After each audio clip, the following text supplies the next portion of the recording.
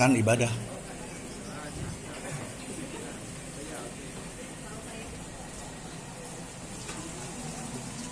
Oke.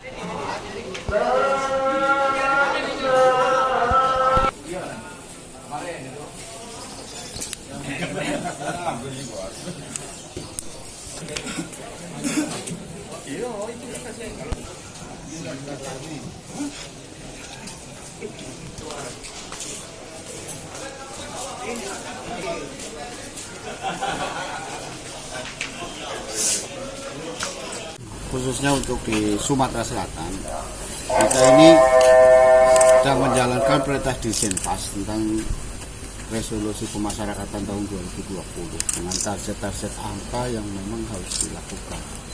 Artinya, kalaupun toh dengan pembinaan keterampilan harusnya punya target angka tersendiri, yang Sumsel juga harus punya target. Kemudian remisi juga target angkanya sudah sangat jelas. Kemudian juga TB, CIP.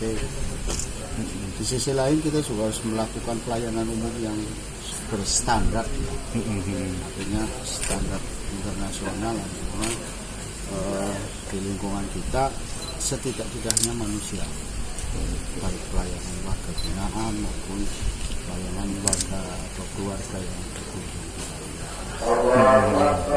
mengenai bagaimana disabilitas layak, kemudian bagaimana makanan juga walaupun ini sekarang proses perubahan, tapi kan sudah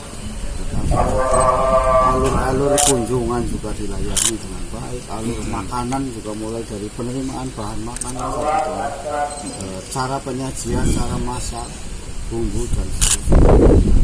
Prinsipnya kita di lapangan ada yang layak saja, artinya punya higienis yang bersih, manusia itu.